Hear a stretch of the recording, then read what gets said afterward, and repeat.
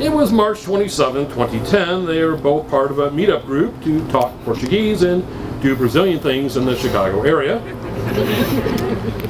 She is looking for a Brazilian restaurant, and she reads a review of Taste of Brazil on the meetup site. She sees a photo of the reviewer, Corey. She is not impressed with his photo.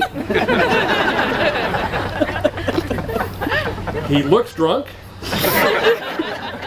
And he was in the photo taken in Brazil. But she is impressed with what he wrote, bringing up things specific to Brazil.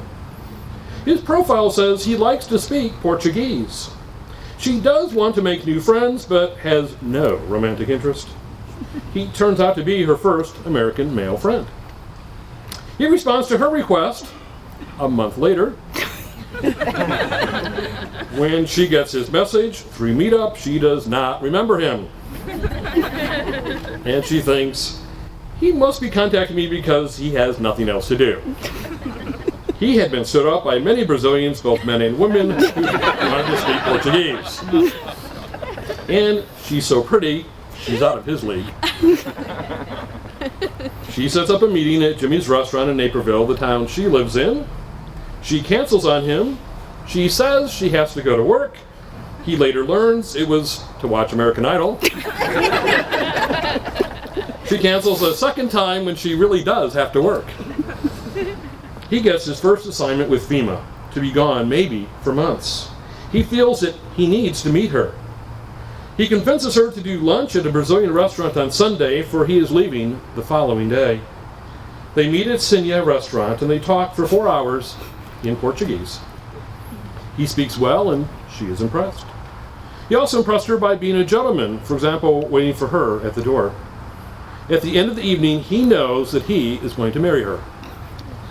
She thinks, too bad he's leaving, and he will never contact me again. He did not do the friendship kiss as all Brazilians do. He just leaves with, okay, bye. It was intentional to leave her wanting more. He calls to make sure she gets home safe, and that confuses her. He ends with, we'll keep in touch. He is gone for a month and a half on his first assignment, but after a week he texts her about Brazil, which is in the World Cup.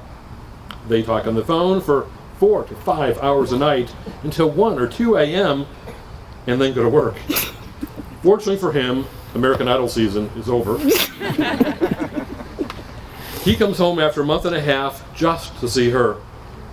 He flies in, showers at his mom's, gets flowers from his brother, and sleeps on the couch. A perfect gentleman. They've been dating ever since, long distance, half the time of their relationship. This wedding would have happened sooner if not for her health issues. 2 months after they started dating, she is diagnosed with breast cancer. He comes back for the surgery. Within 16 months, she has 4 major surgeries and several procedures. He and his family were with her all the time. When he was out of town for FEMA, his mom, his dad, his brother, the best man, his Uncle Terry, Aunt Pam, and Debbie took her. She was never alone, even for doctor's appointments. Then she had a hysterectomy, kidney surgery, and a ruined colon with several surgeries. He was with her for every radiation treatment for 6 weeks. That's why this wedding means so much to her. It means life. It means living a second chance. How did Corey propose to Anna? They did not look at rings together. He asked her to tell her styles that she likes. So she emails him, when he is away, a ring that she likes. He adds 2 diamonds from a brooch of his grandma Ramona to the engagement ring, and 2 weeks later, he gets the ring. How to surprise her? He wants to do something great. He wants to have a helicopter lower the ring, go away so she could hear him propose, and then come back to have them hover over the city. Logistics and money are obstacles. Then he wants to do something with an owl. Anna always loved owls, and she finds them quiet and mysterious, majestic, and alert to everything. He has some big ideas. He goes to Willowbrook Wildlife Center in Wheaton.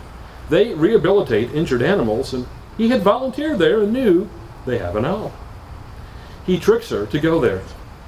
He convinces her that he has a business meeting on a Sunday morning about real estate. She is with Scott, the groom's brother, the best man, to meet him at a restaurant, and just before they leave, Scott asks him how to make a French press coffee.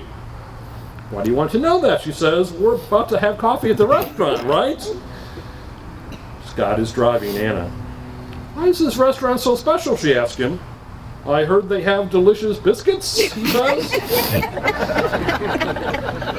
She thinks that is weird, but they are lovers of food.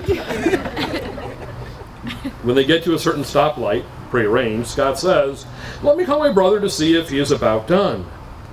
Oh, he's running late. Since he's late, let's stop at this place. Corey never brought you here? It looks like a rehabilitation place, she says, and she gets all interested. They walk down the trail. She sees photos of injured animals there. Oh, look, they have owls. Oh, do you like owls? Scott asks. Yeah, I love them, she says. She tells Scott that she'd like to have one as a pet, but it's illegal in the United States and in Brazil. As she goes down the trail, two different workers look at her. She feels weird that they're looking at her. And then she sees Corey come up from a little house. His left arm is out with a great horned owl on it. Corey, what are you doing here? He pulls the ring out of his pocket. She sees a guy with a camera who starts taking photos. Since the first time I saw you in Sydney restaurant, he said, I knew this day would come. You're the love of my life. Will you marry me? She laughs.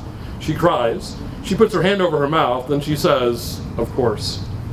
There are photos of this by the place cards for dinner. They call his parents and then go to breakfast with his brother.